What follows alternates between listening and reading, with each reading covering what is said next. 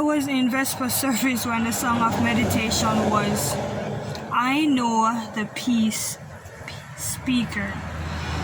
And it was a song for the evening. Like, without a doubt, the Lord planted that song at that moment for this moment.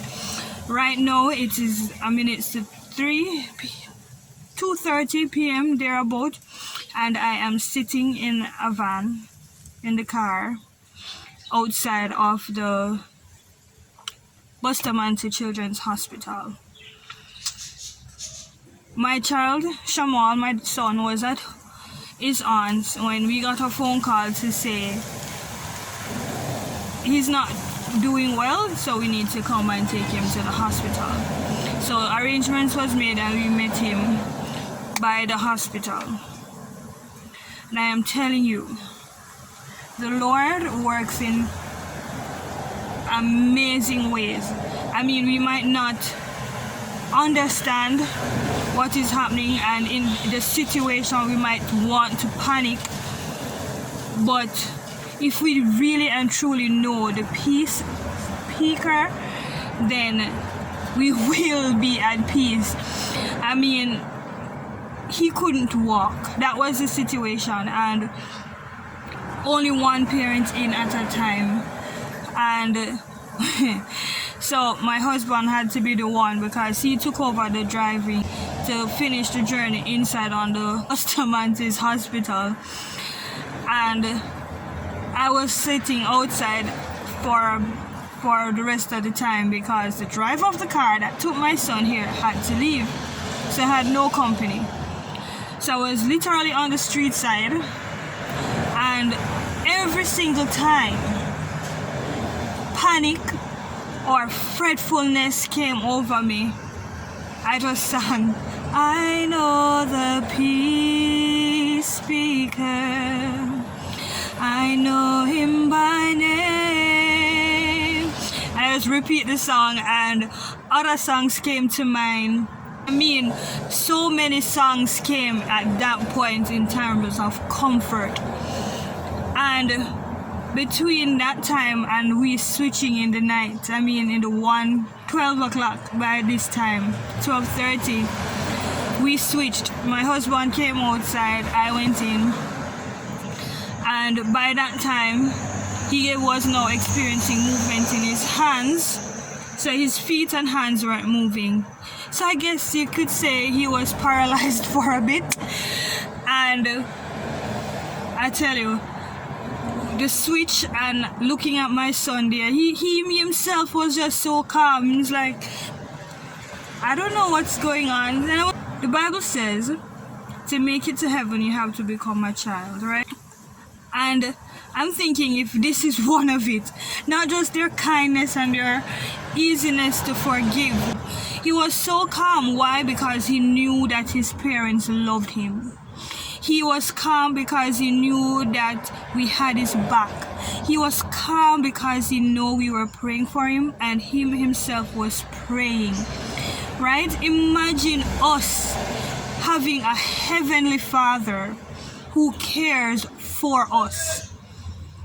Right? And in our situations where we can't move, where we can't make a decision, where we want to make a decision and can't make a decision, and we decide that I know the peace speaker and my Father up in heaven is looking out for me. They're not going to keep you in there long, you know. They didn't give you any medicine or anything, right? No, because they're just observing you. They're just having you to watch to see if it's going to happen again. That's it. Not going to happen again. Because God has answered our prayers. Battery powered at 5%, you know. Alright, this will come later then. I'll call you later. Yeah. I'm actually gonna come, so. Alright, later. Alright, later. Yeah, so day 2, he is in much more upbeat spirit. Still under observation, no medication, just to figure out what is happening. We don't know what is happening. There's a friend beside him, they're playing games, watching videos.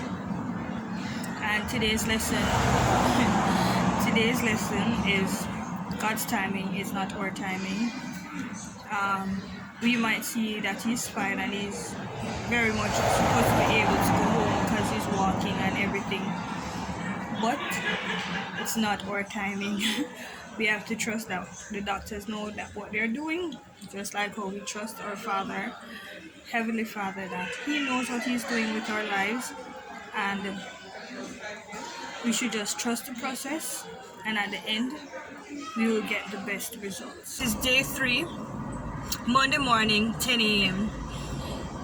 Blessing of today, he is still in good spirits. He's likely to come out today because they gave us up until today for observation. Still not on any meds. And blessing, as I said, is that we have the flexibility to be here on a Monday morning working. His father is on the inside with the first shift. I'm still in the car waiting to go in next. And while he's in or while he comes out, you'll be able to sit in the car and do some work if that's the case, or he doesn't have to, he can pick up back once he gets home. And I am working up a crochet for a customer, so we are thankful for that blessing and the flexibility to be here, not jeopardizing our work or not thinking things will be left undone, and so that's our blessing for today. And one of the things I want to point out is that we really need to pause and pray for our children, because between the last time we've been here and the amount of children that was there definitely increased today. So we need to pause and pray for our children. I mean, I am now parked at the furthest away from the hospital because the parking wait gone. After another 2 hours waiting on the outside on the benches, waiting on the update to find out if he's going home or not, I got super hungry, so I had to go home. And just as I got home, barely heat up the food, start eating. See, I have to come and finish it in the car. I got a phone call that, hey, come and pick him up. So I'm in the car and Daddy run gone inside for him. I am super excited. There he is, 1 hour and 4 minutes later. He's finally coming to the car. Hey, my baby's coming out! Special thanks to my family members who prayed. Thank you so much to my extended family, my church family who prayed. Reached out to us via calls, text messages, those who reported that they fasted and prayed. Thank you so much. Our son is home and we are thankful. Pay attention to my messaging. There's a blessing awaiting you over there,